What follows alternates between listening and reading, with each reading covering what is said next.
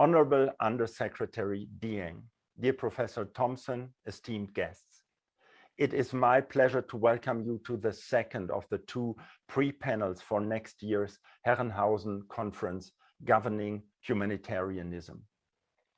Yesterday's discussion on the interdependent history of humanitarianism and human rights can be found on our YouTube channel or on volkswagenstiftung.de. And furthermore, everybody is of course welcome to register for next year's conference on the website of the Volkswagen Foundation. Today, I'm very happy to welcome Professor Thompson, one of the organizers of the conference and today's chair.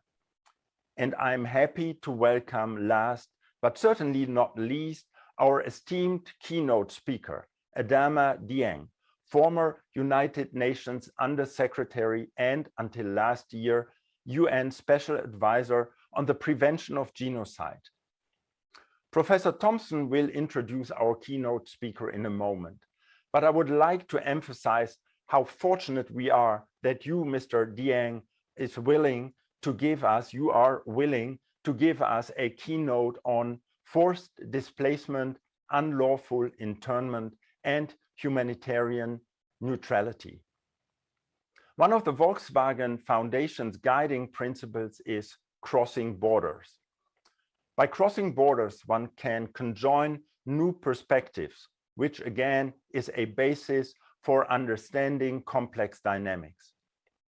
I'm happy that the conference and the pre-panels are bringing together practitioners and scholars from various fields around humanitarian and human rights work.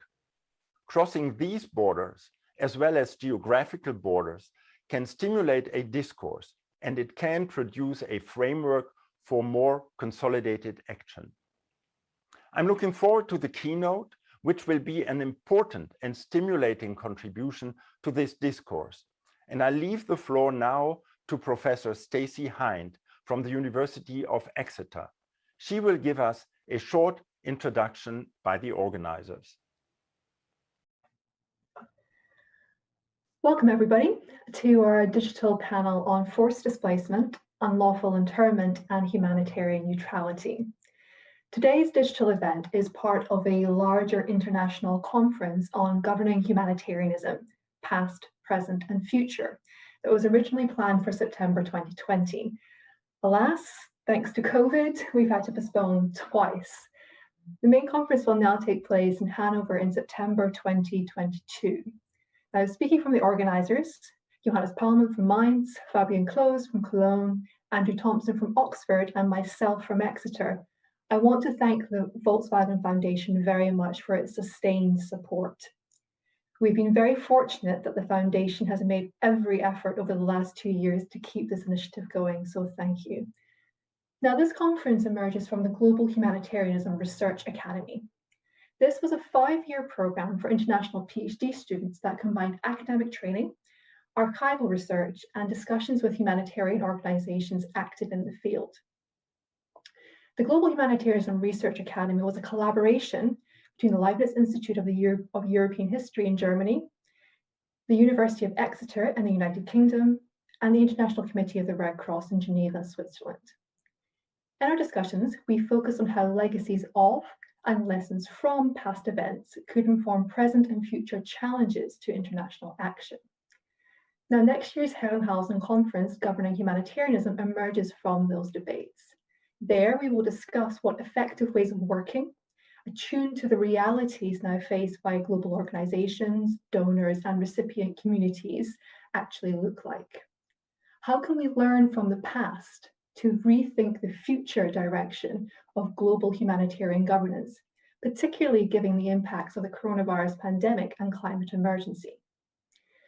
The Herrenhausen Conference seeks to bridge various gaps between different academic disciplines, between scholarship and practice, and across local, international, and global spheres.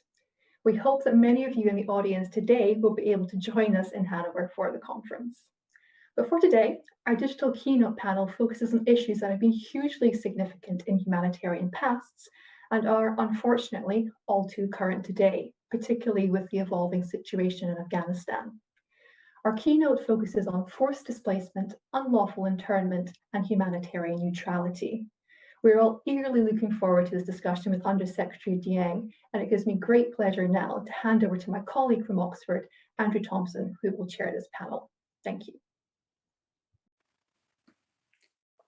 Thank you very much, Stacy, and welcome to all of you who have been able to join us today. It really is my great pleasure to introduce our keynote speaker, Adama Dieng. Adama is a distinguished Senegalese jurist, a former Under-Secretary General and Special Advisor to the United Nations Secretary General on the Prevention of Genocide. Before that, he was the Registrar of the International Criminal Tribunal for Rwanda. And in his long service at the United Nations, he headed numerous human rights fact-finding missions around the world. He spent 10 years in the 1990s as the Secretary General of the Geneva-based International Commission of Jurists. He's a founder of the Pan-African Alliance for Transparency and the Rule of Law, a subject very close to his heart. He served as a member of the UNESCO International Advisory Committee on Poverty and Human Rights. And in recognition of his tremendous contribution to the strengthening of the rule of law and the fight against impunity for states who transgress international law, he was appointed the honorary chair of the Washington and Seattle-based World Justice Project. So much all of you would be able to establish by reading about Adama's extraordinary career online. But for those of us who have the privilege to know him and to have worked alongside him, we know a person not only of great political acumen and diplomatic skills, but a tireless and fearless campaigner for human rights and the rule of law and international justice. Someone who's morally courageous, but equally big-hearted, and someone who is very generous with his time, which is why today we're fortunate enough to have you with us, Adama, to give this keynote lecture on the subject of forced displacement and unlawful internment and humanitarian neutrality. Thank you very much for making the time to be with us, and the floor is yours, and I think you'll be happy to take some questions and answers afterwards, but over to you for the moment. Thank you. Thank you very much, Andrew. Thank you for your kind words. At the outset, allow me to really express my profound gratitude to the Volkswagen Foundation and the Oxford University for inviting me to share my thoughts on this occasion. The topic I have chosen and which you referred it just now reflect my concern that amidst all of global challenges we face, humanity has not paid sufficient attention to the plight and the suffering of those forcibly uprooted from their homes and countries. While the major causes of displacement are varied and multifaceted, it is true that by far conflicts continue to be a single most source of forced displacement around the world. How we address the root causes of these conflicts and hold to account those responsible will determine our resolve in addressing this challenge that has condemned millions of our fellow citizens into destitution and hopelessness. So, ladies and gentlemen, the United Nations Charter and other hosts of regional and international instruments have unequivocally reaffirmed the right of states to determine their internal affairs without outside interference. Indeed, this understanding has been accepted as a settled principle in customary international law. Yet, the failure of countries to protect both their people and their frontiers has consistently challenged this doctrine.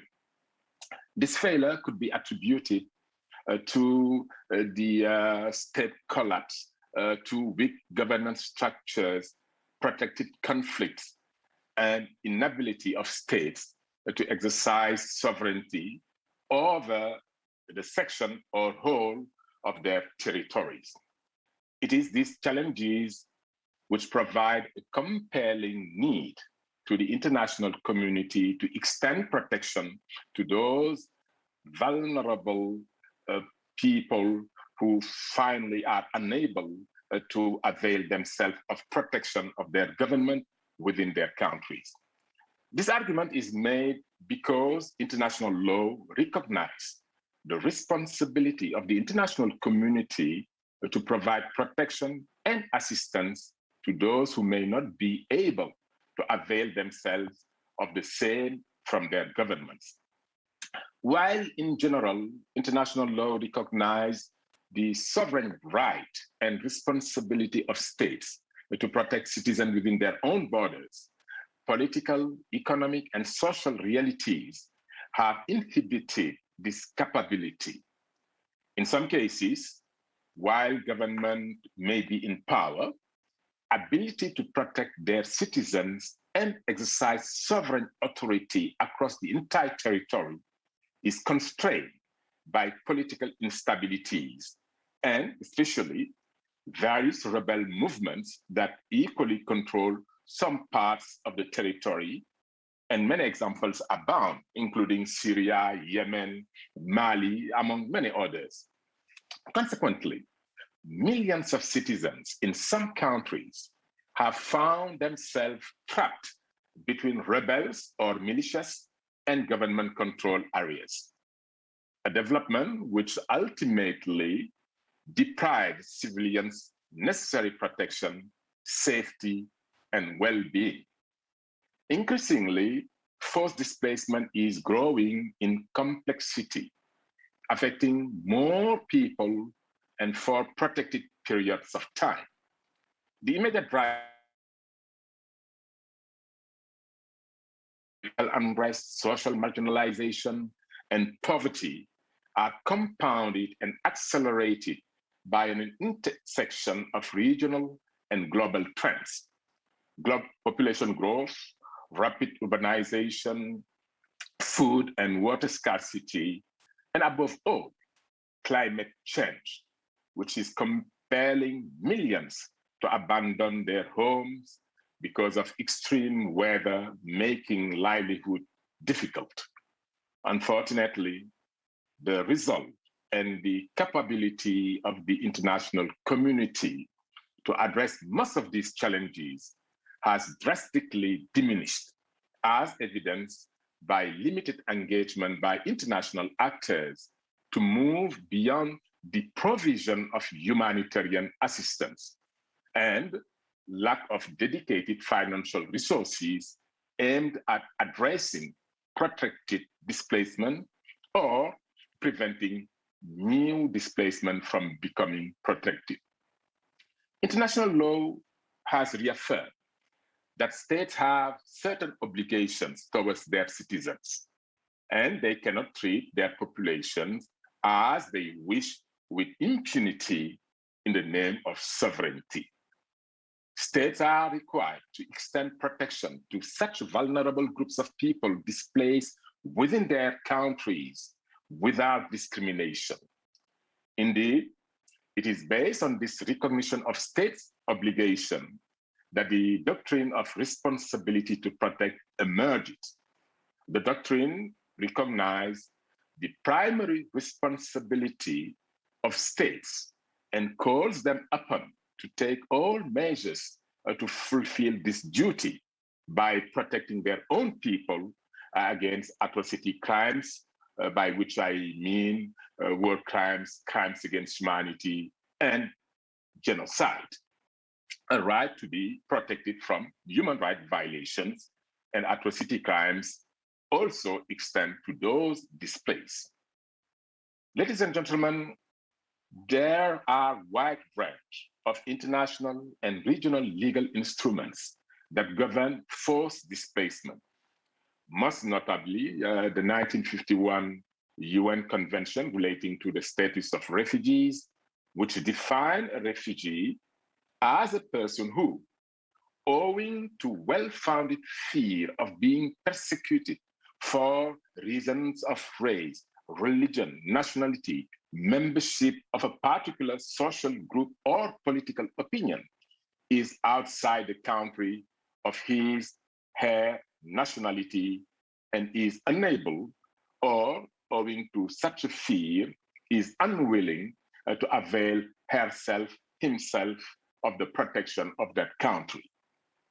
This convention has subsequently been complemented by the 1967 Additional Protocol and the 1969 Organization of African Unity Convention that expanded the definition of a refugee to include not only those fleeing persecution, but also those who flee their homeland, and I quote, owing to external aggression, occupation, foreign domination, or even seriously disturbing public order.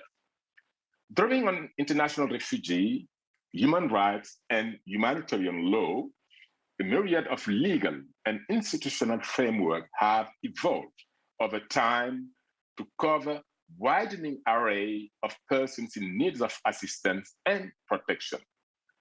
Humanitarian and human rights laws, in conjunction with the example set by the OAU, the Organization of African Unity Convention, and Cartagena Declaration, have been used to expand protection for displaced persons who do not meet the 1951 Refugee Convention definition, but would be harmed if returned to their areas of habitual residencies.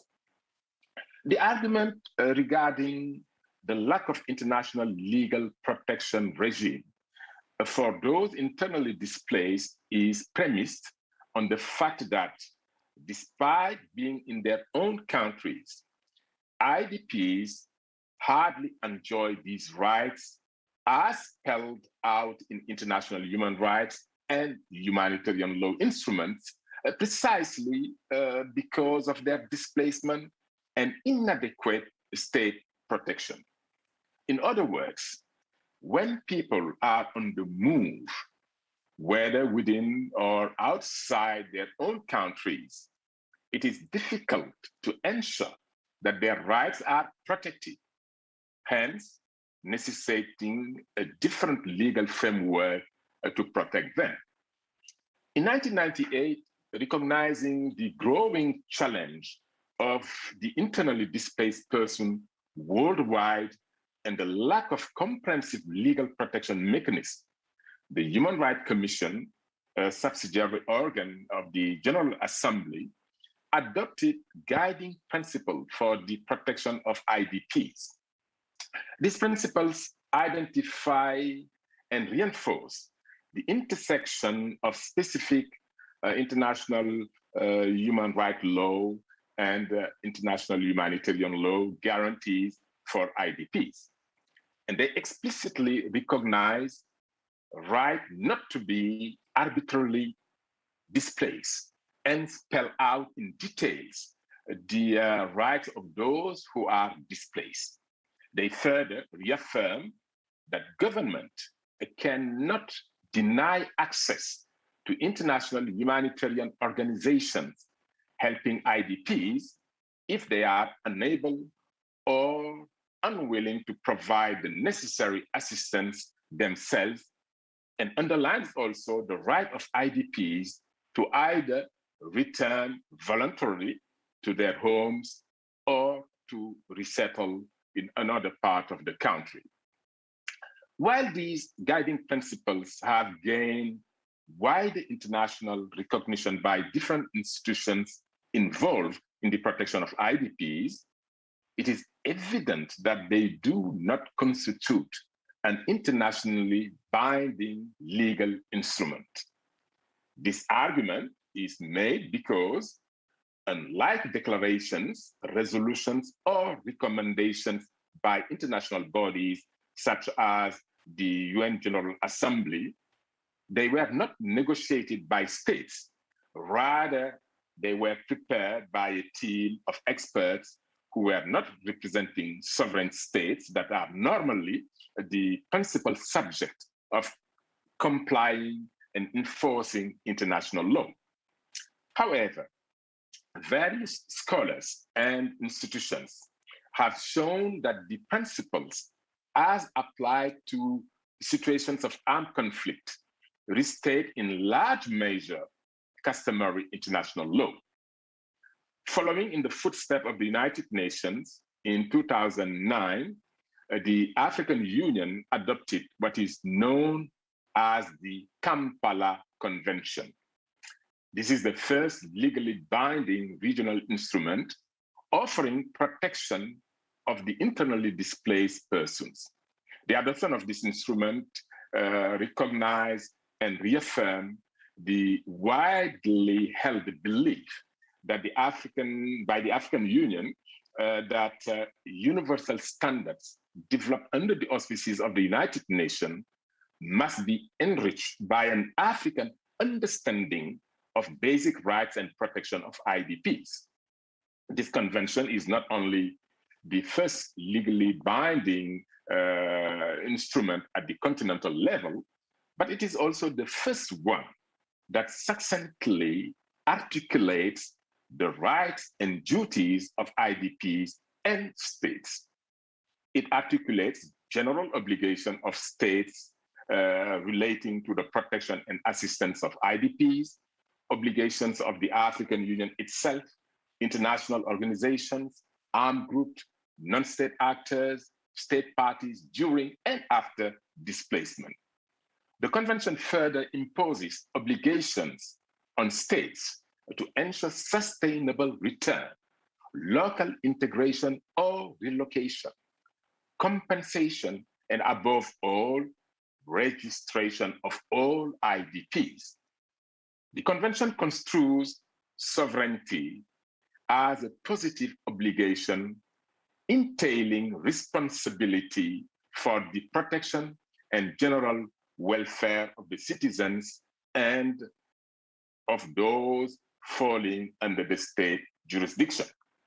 The casting of sovereignty in a positive aspect is significant because it means that states cannot abdicate their primary responsibility towards their citizens while hiding under the veil of sovereignty and non-interference in internal matters.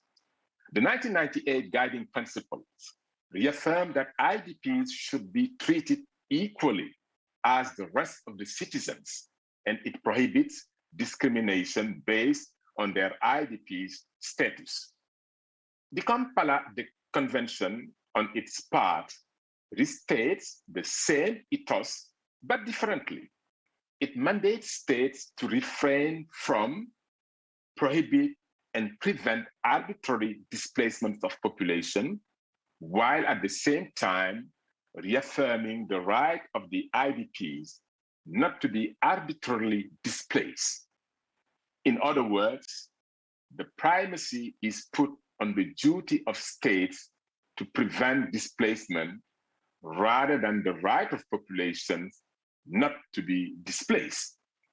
Ladies and gentlemen, distinguished guests, in addition to the above instruments, which are widely regarded as a foundation of a legal framework for the protection of the displaced, both at the regional and international level, it is worth noting that international humanitarian law plays an important role in preventing displacement in the first place.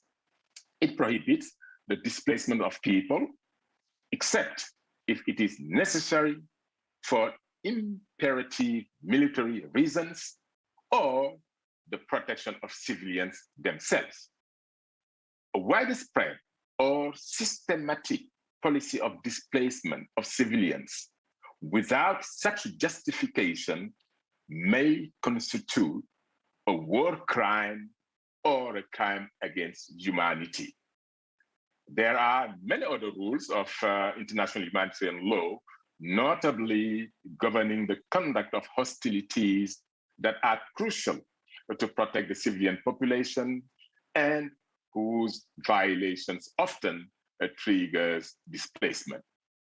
Under the Fourth Geneva Convention and Additional Protocol 1, it is a grave breach of these instruments to deport or transfer the civilian population of an occupied territory unless the security of the civilians involved or imperative military reason so demand.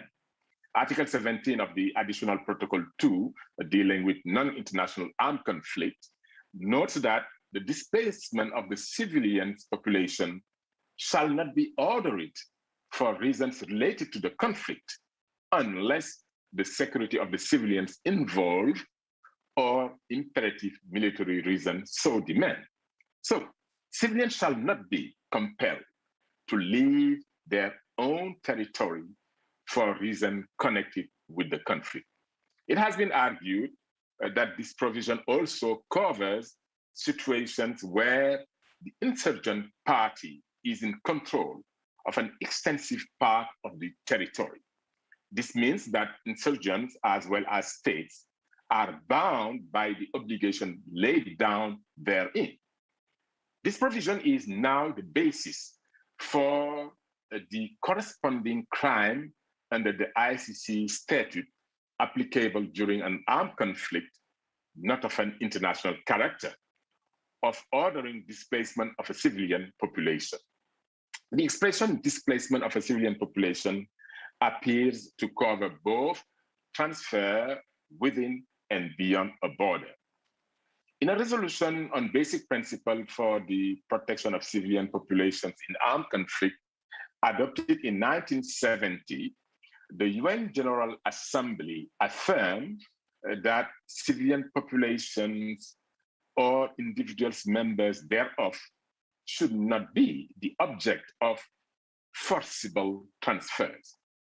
In a resolution on the protection of women and children in emergency and armed conflict, adopted in 1974, the UN General Assembly declared that, quote, forcible eviction committed by belligerents in the course of military operations or in occupied territories shall be considered criminal. It is also worth noting that the UN Security Council, UN General Assembly, and the UN Commission on Human Rights, now Human Rights Council, have all condemned instances of forced displacement in international armed conflict, but also in non-international armed conflict in different countries, including Iraq, Democratic Republic of Congo, and Sudan. State practice also underlines the duty of parties to a conflict to prevent displacement caused by their own acts, at least those acts which are prohibited in and of themselves. For example, terrorizing the civilian population or carrying out indiscriminate attacks. As stated in the guiding principles on internal displacement, all authorities and international actors shall respect and ensure respect for their obligation under international law, including human rights and humanitarian law in all circumstances to prevent and avoid conditions that might lead to displacements of persons. Ladies and gentlemen, despite clear prohibition of forced displacement under all key benches of international law, including international human rights law, international humanitarian law, international refugee law, we continue to witness forced displacement at a scale never seen before. Most of the forced displacement we see today emanates from ongoing conflict, where belligerents continue to inflict untold suffering on the population without much accountability for such violations. For example, in Syria, ongoing conflict between government and its allied forces and rebels has caused massive displacement, condemning millions of people to live as refugees in foreign countries, while others unable to escape the fighting have been trapped in rebel-controlled areas, which in effect makes them enemies of the state because they are deemed willing collaborators with rebels. Effectively, the unenvious status deprives them of the essential basic services and protection they may have been entitled to from the state. Countless reports by the UN-backed Syrian Commission and others have demonstrated the extent to which both the Syrian government and rebels have been complicit in causing forced displacement. Indeed, these bodies have laid out incontrovertible evidence indicating that such acts by the government and rebels may amount to war crimes and crimes against humanity. In South Sudan, Yemen, Afghanistan, Mali, among others, ongoing conflict continue to be a major source of forced displacement. Millions of men, women, children continue to endure deplorable living conditions with limited humanitarian support. For example, the UN group of eminent international and regional experts on Yemen has noted how both sides to the conflict continue to commit massive violations with impunity, noting that despite such violations by all sides to the conflict, not one person from any of the parties to the conflict has been held responsible for any violations in Yemen. Millions have been internally forcibly displaced, while others have fled the country. As noted by the experts, and I quote, civilians in Yemen are not starving. They are being starved by the parties to the conflict. In South Sudan, multiple United Nations reports have noted that indiscriminate attacks against the civilian population and lack of accountability for human rights violation, political instability, the absence of a transparent and inclusive process toward national cohesion, as well as South Sudan climatic vulnerabilities, add to an environment conducive to internal displacement and provide significant obstacle to its resolution. While a vast variety of causes of displacement are prevalent in South Sudan, armed conflict emanating from intercommunal and politically ethnicized violation, human rights violation, and cross-border incursions continue to be the main drivers of internal displacement in the country. The same situation can be said of Mali or Central African Republic, where conflict continued to forcibly displace millions without accountability for such violations. In Tigray, Ethiopia, more than 1 million of people have been displaced because of the conflict between the government and the rebel groups. The Office of the High Commissioner for Human Rights has noted that, and I quote, mass detentions, killings, systematic looting, and sexual violence continues to create an atmosphere of fear and an erosion of living conditions that have resulted in the forced, massive displacement of the Tigrayan civilian population, end of quote. It has further confirmed that civilian suffering is widespread and impunity is pervasive. Even with the changing dynamics in the conflict, there continues to be multiple and severe reports of alleged gross violations of human rights, humanitarian, and refugee laws by all parties. Internal displacement due to natural disasters induced by climate change is increasingly becoming a norm in different parts of the world. While such internal displacement sometimes is short-term and people return as soon as water recedes, others are of a long-term nature especially when it directly impacts livelihood possibilities for a significant part of the population. For example, it is no longer an isolated case to find pastoralists moving their animals to other parts in search of pastures or water for their livestock. Not only does this movement impact arable land used by farmers to grow food, it is also a source of tension and more often conflict.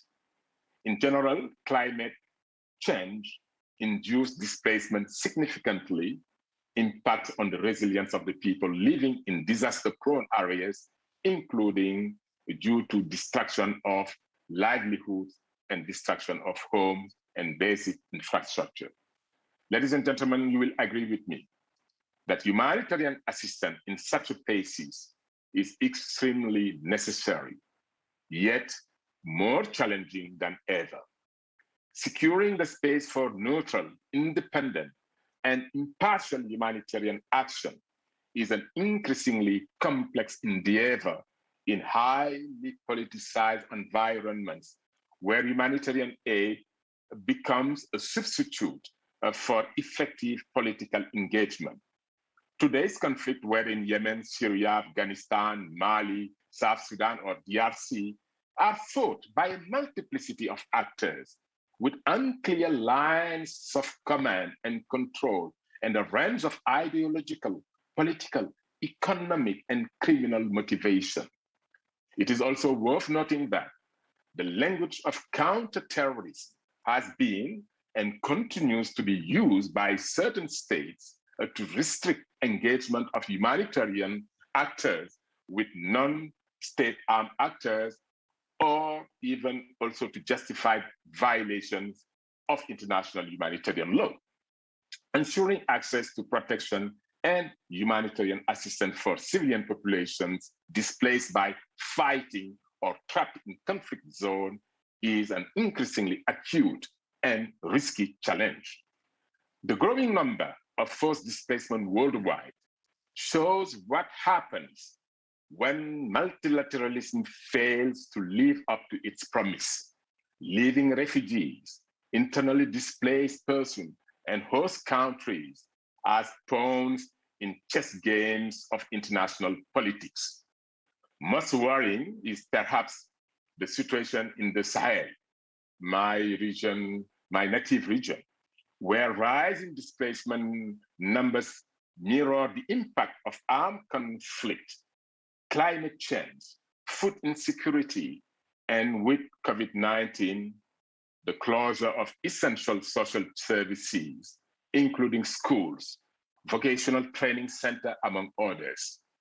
The ongoing conflict in the Sahel has meant that thousands have abandoned their habitual homes of residence.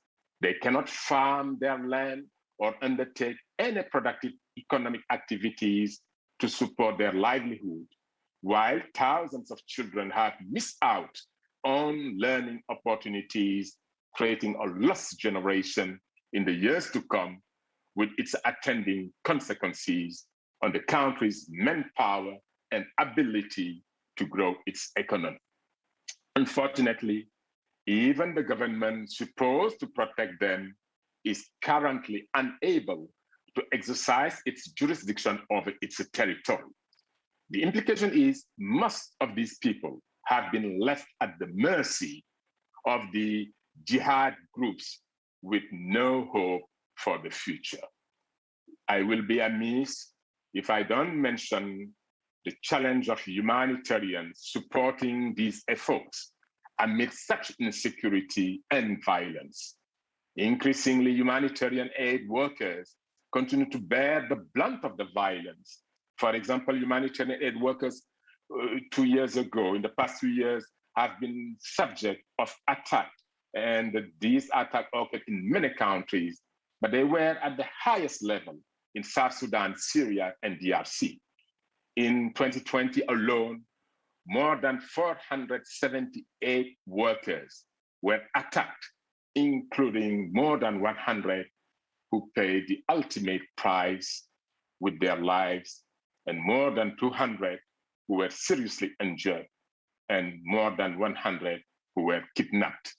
These tragic numbers are a sober reminder of the dangerous nature of humanitarian work, especially when all the rules and laws governing the conduct of hostilities are ignored and those in position of power don't summon courage to hold to account those responsible.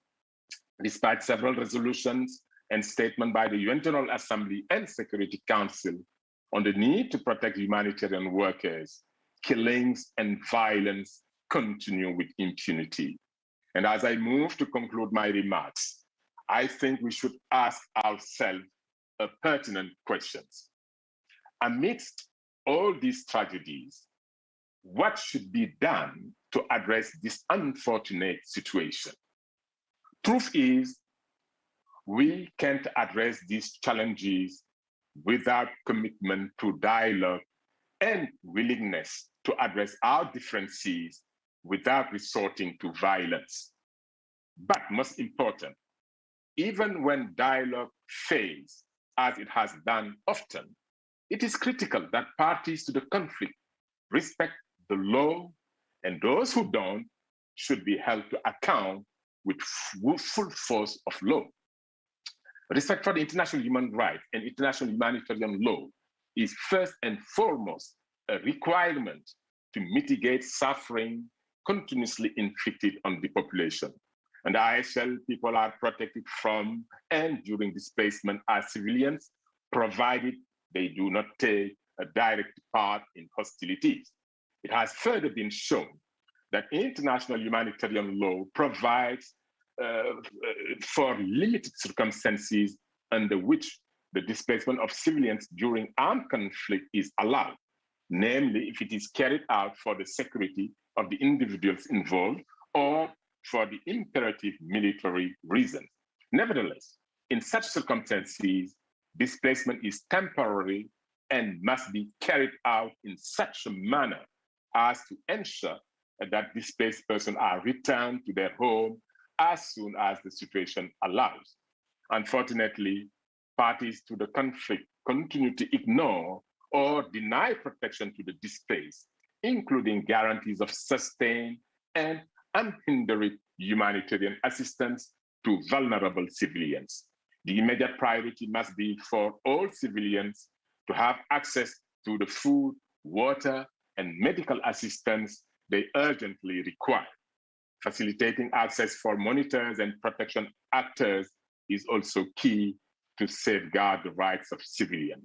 And I cannot but invite everyone to look what is happening in Central African Republic and see how we can support that country and its displaced people and refugees as well. The UN Guiding Principle on Internal Displacement and the 2009 Kampala Convention I referred earlier provide useful guidance on displacement-specific aspects. The decision to end internal displacement should be voluntary and depend on legislative, political, economic, and social reform. The return process can be difficult to monitor and assess.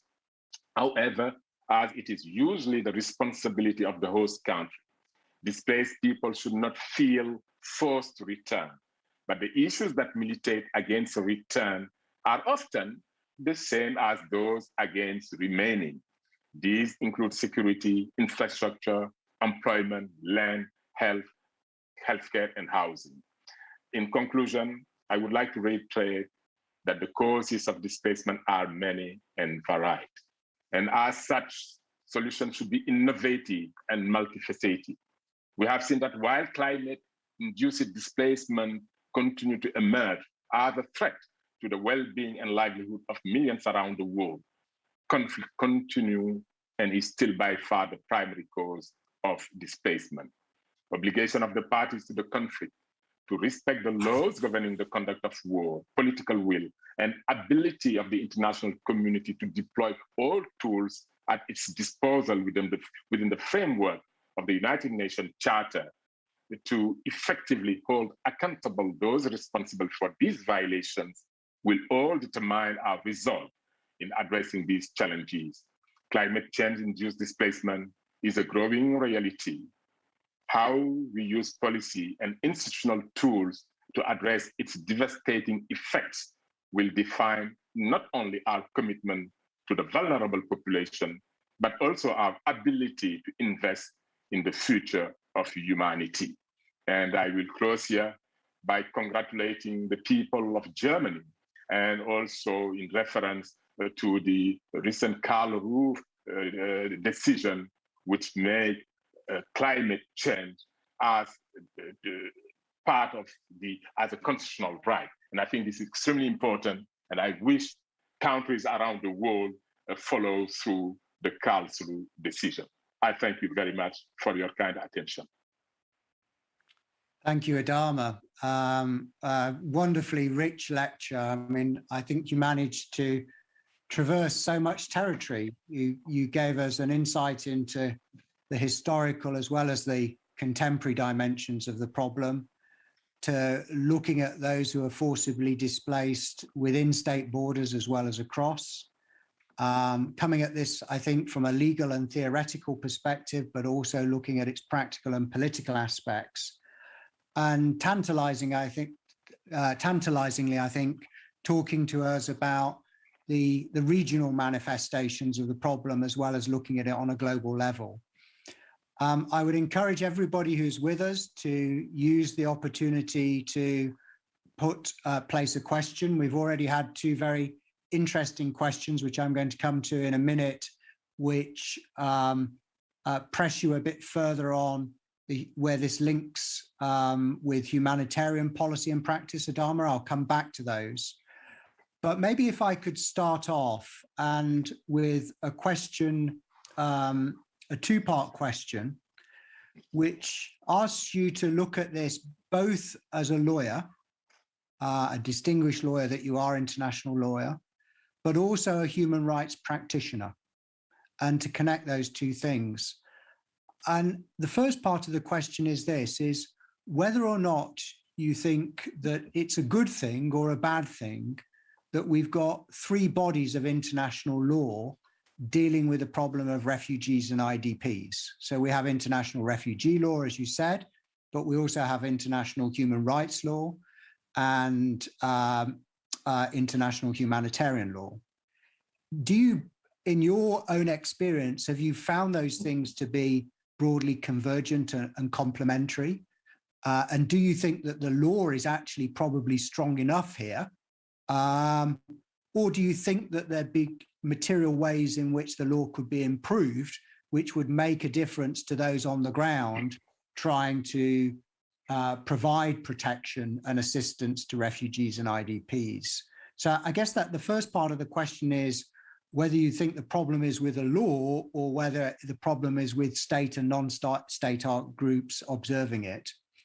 And the second part of the question is just to take you back to what you were saying about the 1969 African Union Refugee Convention and then the 2009 Kampala Convention, because you had a brief remark which really pricked my ears of the scope of regional conventions to deepen our understanding of international law for refugee and IDPs and potentially to give that law more teeth.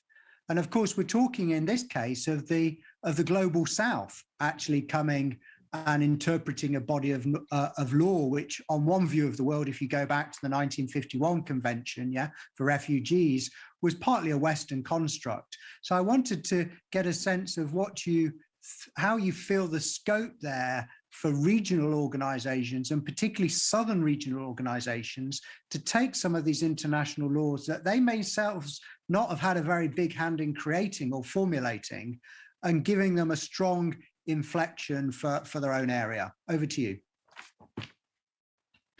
Wow. Professor Thompson, I think you are putting me in a very difficult position, but I will try to answer all these questions, Let me first say that to the first question, my answer is somewhere in between. Why do I say this? It is true that state capacity is limited in terms of providing assistance and services. However, in Africa, to illustrate the region I come from, the state is in most cases the strongest institution and has the farthest reach. And what do I mean? The state may not be able to provide end-to-end services, but it can establish an enabling environment for even IDPs to exist by, for instance, domesticating the IDP law, among other things. I have not studied the area, but the Ugandan response to COVID-19 was very instructive. I mean, I understand this is, of course, not IDPs, but it is instructive on the kind of state power available to many African governments. Millions of dollars were invested in social services. Government mobilized private actors. Government put in place restriction in the local population, thus demonstrating that state institutions have the advantages that even Western state institutions cannot have. I mean, in addressing the COVID-19 pandemic, we have seen the many demonstrations in countries around the world around the issue of the vaccine pass, how many months. So this is just to say that in that context, it was extremely important. But there is also a challenge that IDPs are usually the result of internal conflict, typically tipping the government against other belligerents. And they therefore become some sort of collateral damage. But again, without any research on this matter, I would say that, of course, international human rights law, international refugee law, international, the Kampala Convention, let's say all those instruments, they can work better. But they have, of course, different outcomes and stakeholders. And that is something we have to bear in mind. And I have always thought of the refugee question as a difficult one, because for all intent and purpose, refugees belong to no country for as long as they are refugees. And what do I mean? I mean, they are protected by an international community that it mostly concerned about protecting its own image than protecting the refugees. I mean, this host government cannot give them more than they can give their own population, whether it be economically or in legal terms. I visited twice the Rohingya refugees in Cox's Bazar. At a time, there were tension. In fact, those tensions between the refugee population and the local host population prompted the second visit. And I said, we need to pay attention also to the host community, because, and I was so glad to see one young Rohingya refugee of 18 years old, young girl, saying, well, thank you very much to what you are doing for us. But please think about also the host community, those people, our sisters are around. So I was so moved. And that means also we need to pay more attention to that aspect. And then the question of human rights, of course, is more intertwined with the aspiration of everyone else. And there is therefore a selfishness to how to treat that question, because it touches our individual existence. And I should say that a friend of mine who works for UNHCR was telling me that humanitarianism is a curious one.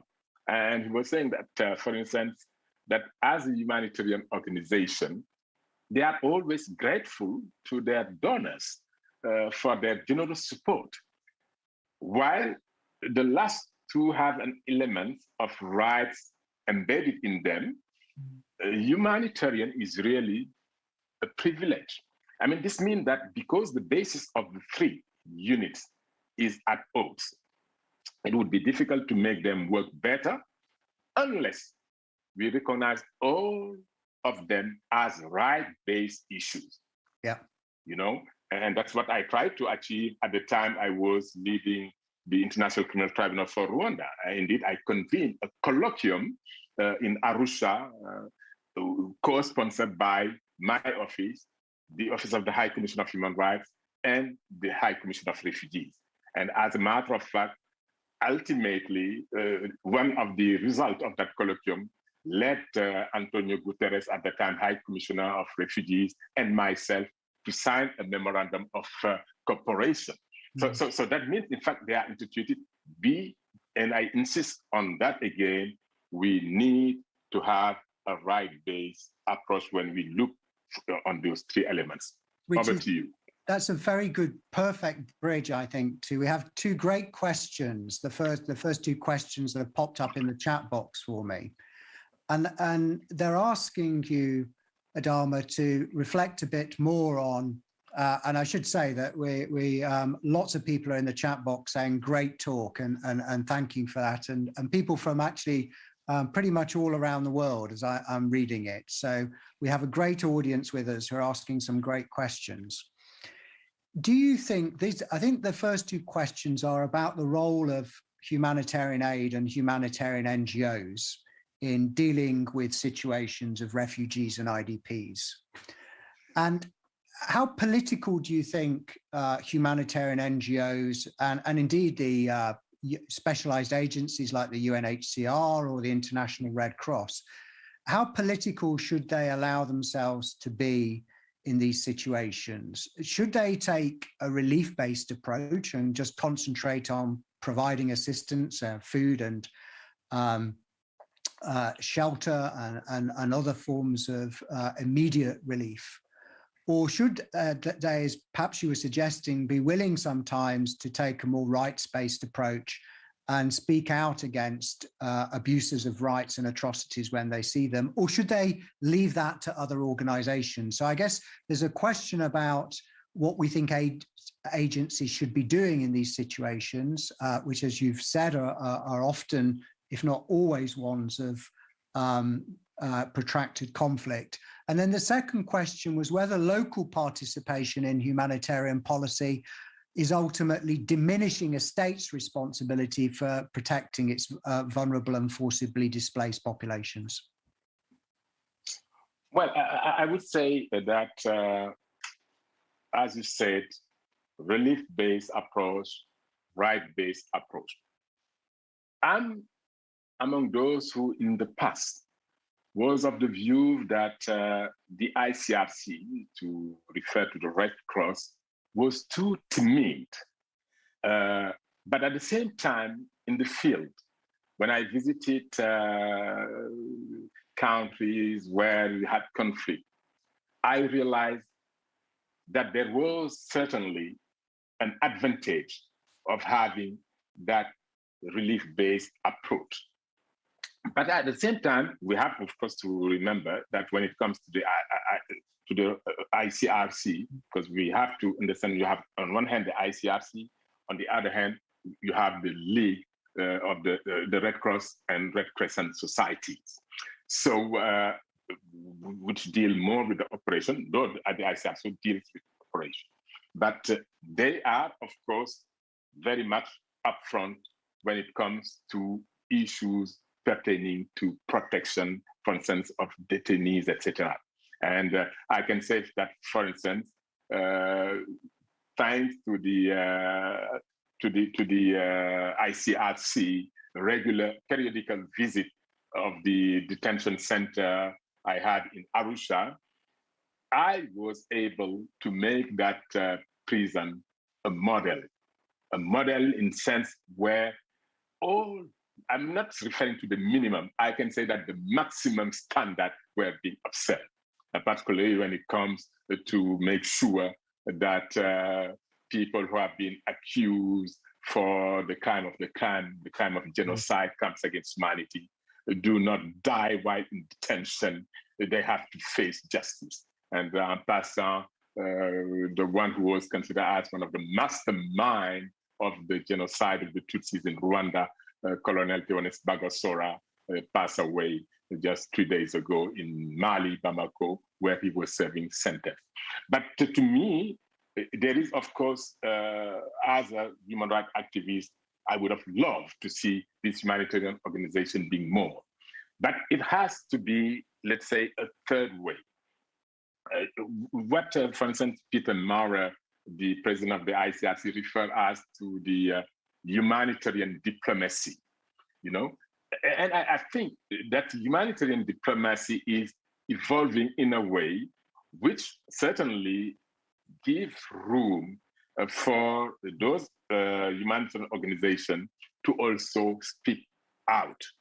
Because what happened sometime and was totally unacceptable. We have seen it in Sri Lanka. We have seen it in Myanmar. And where the UN itself, I'm not even saying these humanitarian organizations were there. Everyone was, to my view, complicit of that silence. Yeah. You know, when you have thousands of people, including refugees, being massacred and no one speaking. And that is how, in fact, Secretary General Ban Ki-moon asked it, study to be done. And from there, he established what is known as the human rights upfront.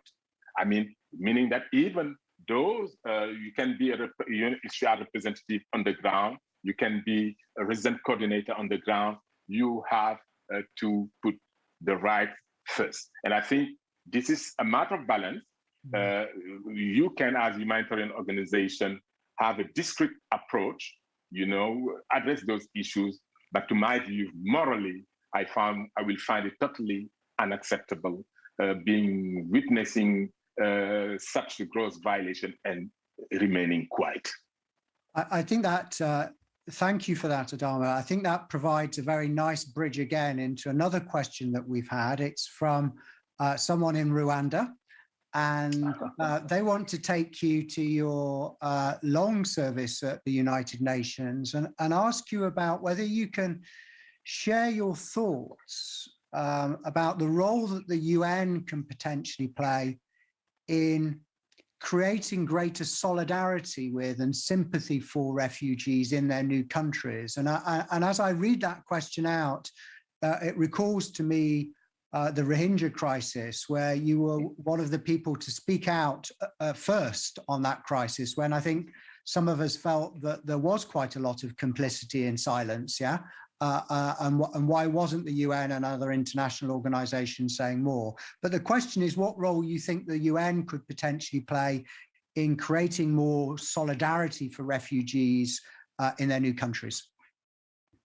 Well, I thank very much that fellow brother from Rwanda or fellow sister from Rwanda who raised that important question.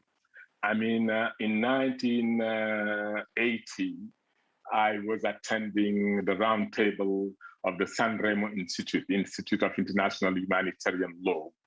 And at that time, I was arguing that, and I was using a French sentence, la solidarité internationale ou la bonne conscience des États. I mean, international solidarity or good conscience. Why? Because I felt that there were more talk than action, more words than deeds. And that's why I like this question. And I think it is extremely important today more than ever that we rethink our way of how we can ensure that refugees are better, let's say, treated. I'm glad that in 17 December 2018, you may know that the UN General Assembly adopted the compact, the Global Compact on Refugees. And this Global Compact on Refugees is being, of course, now operationalized in the field. And I'm referring, for instance, earlier to the situation in Central African Republic.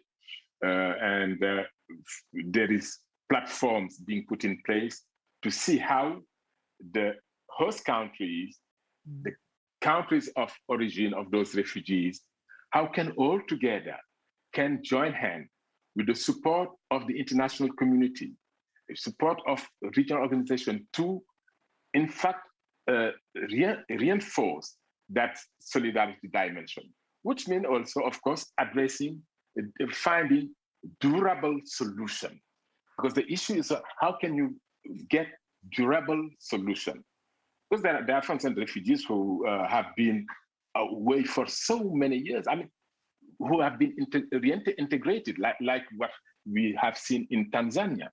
Tanzania was really at the time the most open, but of course there was in recent years concern about Tanzania and the respect of refugee law. But hopefully the new government is determined to really continue making Tanzania a land of hospitality and where refugees will continue to be well treated.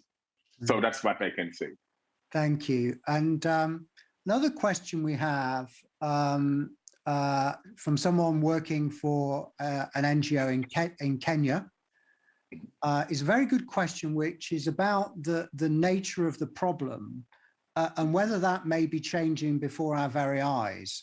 So if we're thinking about the forcibly displaced, either internally or across state borders, to what extent do we think the pandemic, the coronavirus crisis, is triggering new forms of displacement? And perhaps I would add to that, as well as two C words, as well as thinking about COVID or coronavirus and its relationship to forced displacement, also to take you back to climate change.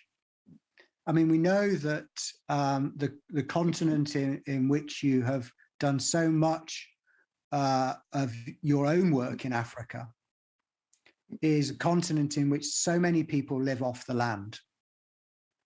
But I think we are already seeing, and have been seeing for several years, the effect of climate-induced displacement that you referred to, either moving pastoralists of traditional grazing areas into settled agricultural areas, or people who are farming crops being displaced from their land onto other land, or having less land to use, and therefore huge problems of soil erosion, by land having to be overworked because of the effects of climate change.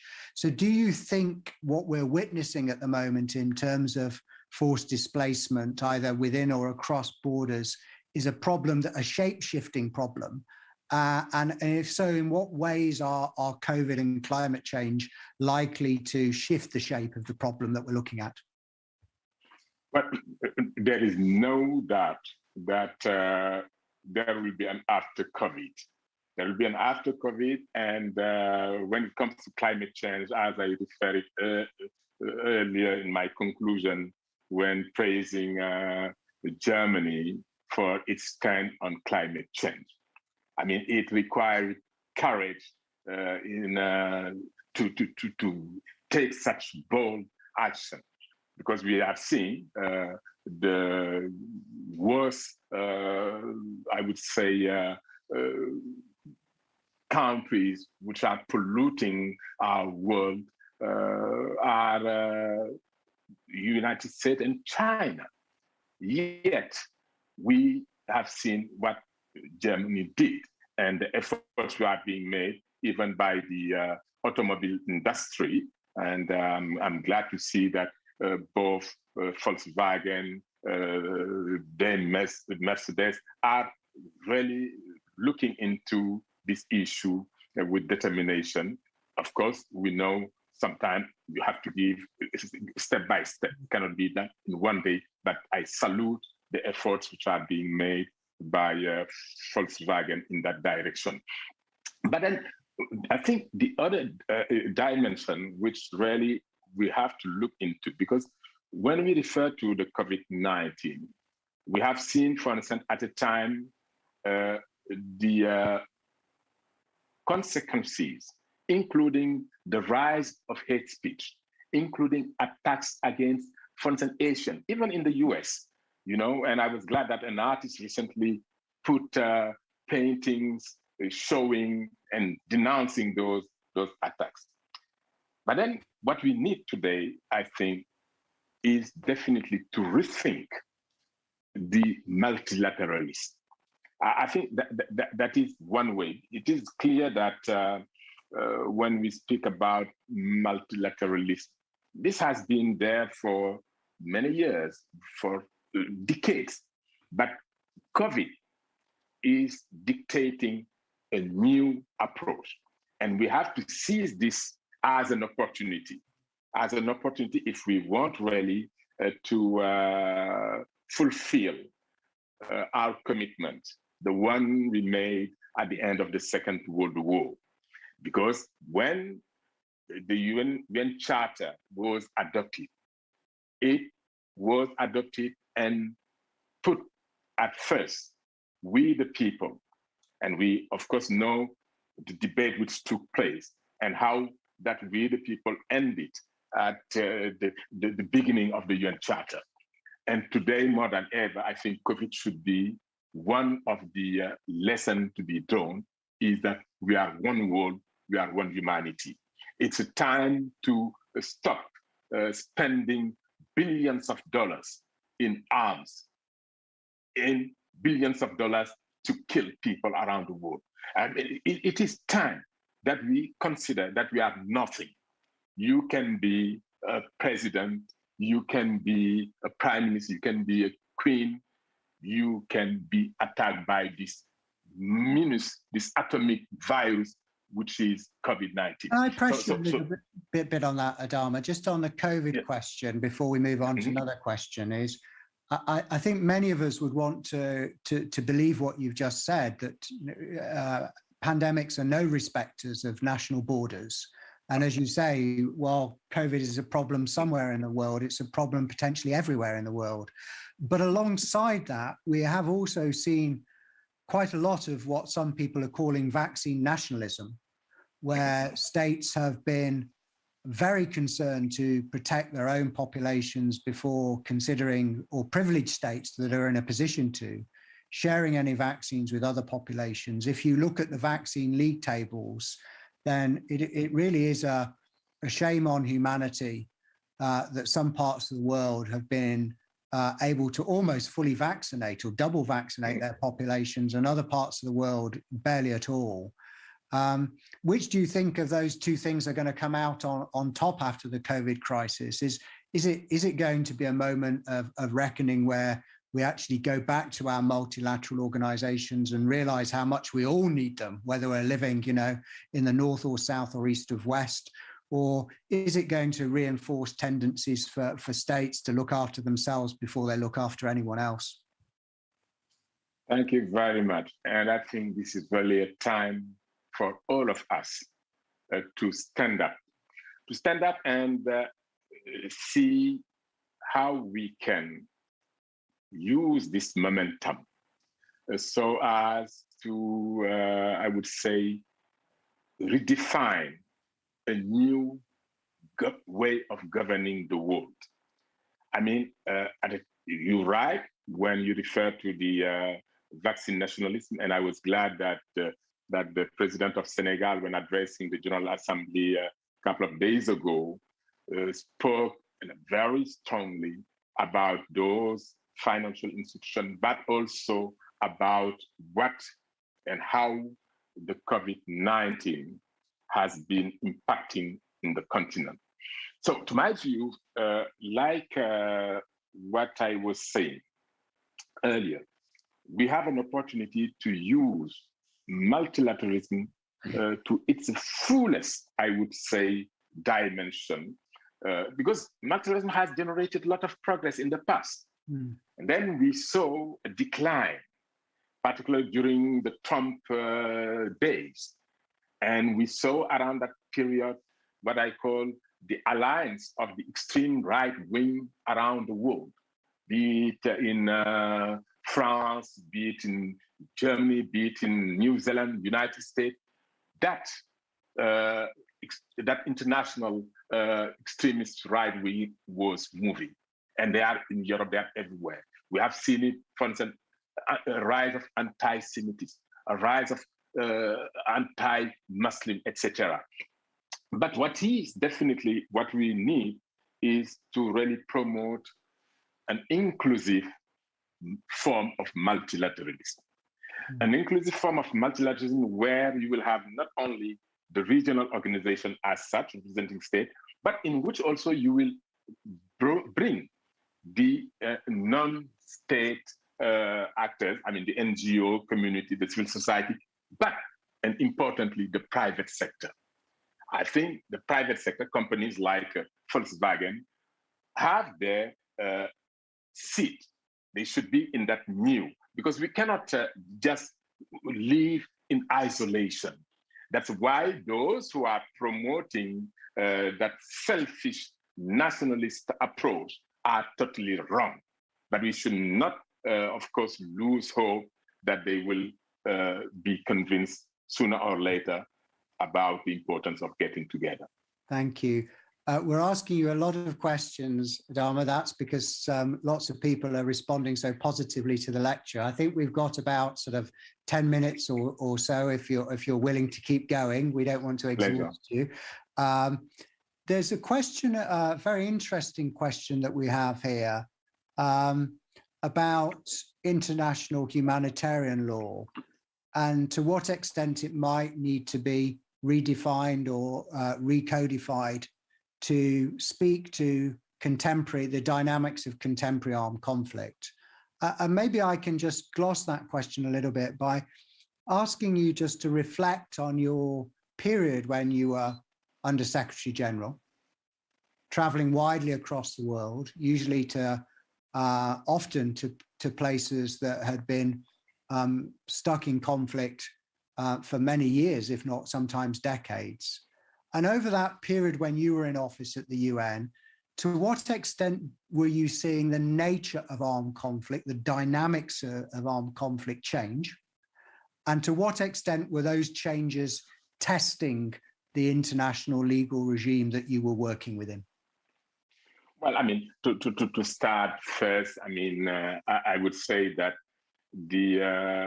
what happened, the 100 days of madness leading to the genocide of the Tutsis in Rwanda, when the perpetrators of this most horrendous crime were brought to account to Arusha, we witnessed, I would say, a kind of revival of the international humanitarian law, in the sense that the issue was discussed in length in judgment you certainly have read. But what is also most important is that we have today to bear in mind that when we speak about IHL, National Humanitarian Law, when we speak about human rights, these are not slogans. I mean, human rights are, I always remind people, we have to think about legal obligations. These are legal obligations. And when we speak about the IHL, I always, whenever I'm traveling around the world, I always remind the political leaders, the authorities, you are bound to respect and to ensure respect of these norms. So to my view, the problem is not negotiating a new, adding new elements. Let's ensure that the norms we have today are respected. To me, that's most important. Thank you. I'm going to take you now to a specific, we haven't looked at, you've mentioned a few in passing, but we haven't looked at any specific cases. But Ayaan Mahmood, who if it's the Ayaan Mahmood I know, is my colleague who is the former diplomatic representative of Somaliland in the UK, and has had a distinguished career herself in working in NGOs in Somaliland, but also with the Somali diaspora in London. And she's asked about the situation in Tigray, and I suppose partly with a view to it sort of not just, well, to it having broader ramifications in East Africa. Not the first time we've seen this problem. As you know, there was a big displacement of population from Ethiopia into the Sudan in the 1980s. But it's a problem that seems to be gathering momentum. What's your take on it, analysis of what's happening there, Adama? Well, you know, I have been following the situation in Ethiopia, in Tigray, for many decades. I mean, I have been defending during the Mengistu days already violations which were committed. And you may remember that at the time, even Mengistu, after he fled, was indicted by the special prosecutor, which was established when the TPLF and others defeated him for the crime of genocide. But what is happening today is very sad. It's very sad in the sense that this is a country which had the potential to really reverberate throughout the continent through its success. Because it was a success story, the way Mengistu was defeated. It was a success story, the constitution they had, although at the time I warned it that this is a constitution which even give the right to secede, you see. That's what is needed. And long before this happened, I warned it, said, look, effort have to be made. Because you had the group, of course, at the time from Tigray, which at the time, of course, had the control of the cabinet. But later on, we have seen things that when Prime Minister Haile Mariam was, when he resigned, we had Prime Minister Abiy who came. Yet this was really a golden opportunity to further unite the people. Unfortunately, contradiction came. And what we have witnessed in recent months in that part of Africa is simply unacceptable.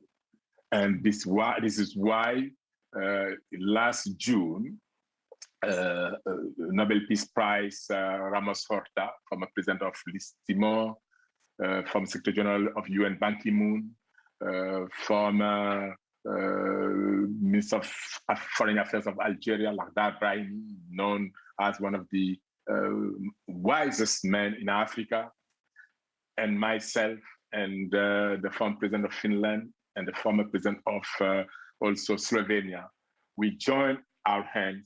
We sent a letter to the Prime Minister Abiy of Ethiopia, calling his attention on the situation and calling really for peace. And I'm afraid he did not listen to it. I should say I didn't want even that letter to be made public, but we ultimately had to make it public. Yet, we still have possibility to encourage dialogue, as I was saying. And there is still a room for dialogue. These are the same people. And if we don't resolve this crisis in Ethiopia, Tigray, I'm afraid it will impact negatively in the whole Horn of Africa. And I'm not surprised that our brother from Somaliland is being concerned about, because it definitely will have a sub-regional dimension. And that's why we need to continue to support the efforts for peace, but also efforts to make sure that those who have committed serious crime be brought to account.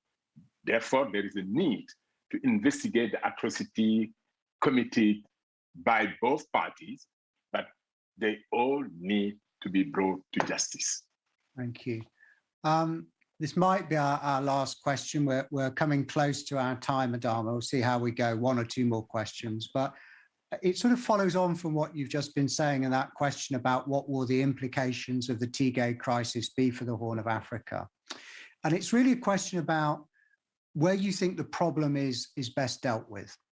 We know for a fact that the majority of refugees who cross state borders within the region that they live. The right-wing politics and press that you referred to early on certainly in Europe and America, has tried to create a counter impression that, you know, many of these refugees are ending up in Western Europe and the States. Tiny numbers are ending up there compared to the numbers that are there within region. Do you think, given that we have a global responsibility here, and that it's the international community as a whole that needs to step up to the plate and try and help, do you think the way forward is for the richer, more prosperous states in the North and the West to be prepared to take more refugees? Or do you think it's to actually be willing to provide the resources in region to countries that are often sometimes wrestling with meeting the needs of their own populations, let alone with refugees as well, in order that, if you take East Africa, for instance, there is more capacity and capability to deal with the problem in region because the international community and aid and development agencies are providing the resources for them to do so. So is it better to think about dealing with this in region, or do you think that actually the international community needs to wake up to the reality of it, and that you know, trying to keep their borders sort of sealed from the problem in the end is just compounding it? Well, I should say definitely that what we have been witnessing in recent years justify the question you are just raising. And we have seen, for instance, the response which have been provided. If I take the example of the movement of Syrian refugees, most of the European countries closed their borders. And Germany opened its border at the time. And I was among those who publicly said, well, this is the way it has to be. But then I said, I'm afraid Mrs. Merkel will have to pay the price for it. Her party will have to pay. Yet she stood on principles. These are about values. You kept, because these Syrians, they did not left their country simply for the sake of coming to Europe. They left at the last minute when you had bombs which had been thrown. Why would you stay there? You are, of course, a doctor, etc. So that was the wisdom of that lady who I really salute. But then you have other governments who closed their doors. For instance, go to Hungary, Prime Minister Orban, for instance, whose attitude was, to my view, even terrible in the sense that it prompted also to even contribute to hate speech, for instance, against Muslim, etc. So simply to say that there is a possibility, of course, to look into those dimensions. Regional solution, that is what Africa had found long before we reached here. 1969, the OA Refugee Convention, for the first time, expanding even the definition of refugees, making it very clear in that convention that the fact that you accept a refugee should not be seen by the country of origin as an unfriendly gesture. That was very important. And thanks, I would say, to that African approach, we had the Kampala Convention also, isn't it? And which need, of course, now to be, as I said, domesticated in African countries, need to be implemented. So we have seen Europe saying, okay, we'll provide support to African countries. We have seen what I call almost new walls being built. So to prevent people from Africa to cross the Mediterranean Sea. How many of our children have died in that sea trying to cross, looking for greener pasturage? So to my view, I always prefer, of course, a regional approach. We need to do, but this should not be a pretext to withdraw to not fulfill your obligation under the Refugee Convention, under the Human Rights Instrument. Very, very eloquently said. I think I'm not the only person on this video conference that will feel that it's been a real pleasure and privilege to have 90 minutes of your time to listen to your fantastic keynote, but also for you to be so willing to engage in questions afterwards. We've been very lucky, Adama, to have you with us today. And we thank you for your time and your generosity in giving it. And we hope that when we do finally and hopefully gather physically in Germany for the long postponed conference, that you'll be able to be with us. Thank you so much on everybody's behalf. Thank you. Thank you very much. Thank you. And thank you to a wonderful audience and for the wonderful questions. And we hope to see you all again. And this sort of brings the event to a close. Go well.